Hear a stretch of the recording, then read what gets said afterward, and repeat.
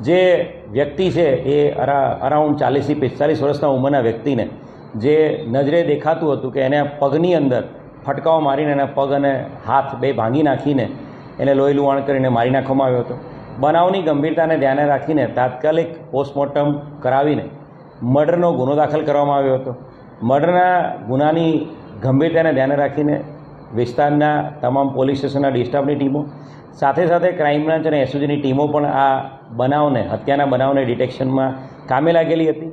જે રેલવે સ્ટેશનની બહાર ફૂટપાથ છે ત્યાં જે ભીખ માંગતા મજૂરો ઉપર ચોક્કસ બાતમી આધારે શંકા જતા અને જે સીસીટીવી ફૂટેજ મળ્યા છે એના આધારે 3 આરોપીઓને ઉપાડી લેવામાં આવ્યા હતા। આ 3 શંકાસ્પદ વ્યક્તિઓની પૂછપરછ કરતાં આ સમગ્ર હત્યાનો બનાવ છે એના પરથી ભેદ ઉકેલાયો છે।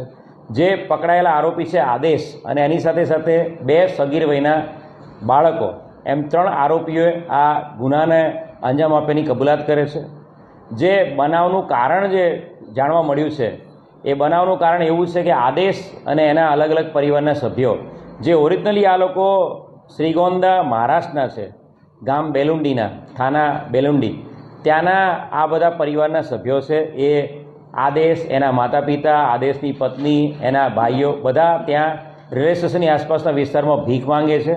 આ જે મરણ જનાર વ્યક્તિ છે એ શારીરિક અશક્ત અને બીમાર વ્યક્તિ હતો અને ભીખ માંગવા માટે થઈને એને આગ્રહ કર્યો હતો કે તું અમારી સાથે બેસીને ભીખ માંગ, અને ભીખ માંગવા માટેની એને ના પાડતા એને બંને પગો ભાંગી નાખીને એને ભીખ મંગાવવાના ઈરાદે જ એમણે એની પર હુમલો કર્યો હતો જીવલેણ, અને જેની અંદર એનું મૃત્યુ થયું હતું। 3 આરોપી જે છે આદેશ અને કાયદાના સંઘર્ષમાં આવેલ બંને કિશોર, આ 3ની ધરપકડ કરવામાં આવી છે અને આદેશ છે એને જ્યુડિશિયલ કસ્ટડીમાં મોકલી દેવામાં આવ્યો છે અને કાયદાના સંઘર્ષમાં આવેલ જે કિશોર છે એમને પણ જુવેનાઇલ કસ્ટડીમાં મોકલી દેવામાં આવે છે। જે વ્યક્તિ છે એ અરાઉન્ડ 40 થી 45 વર્ષના ઉંમરના વ્યક્તિને જે નજરે દેખાતું હતું કે એને પગની અંદર ફટકાઓ મારીને એના પગ અને હાથ બે ભાંગી નાખીને એને લોહી લુહાણ કરીને મારી નાખવામાં આવ્યો હતો। બનાવની ગંભીરતાને ધ્યાને રાખીને તાત્કાલિક પોસ્ટમોર્ટમ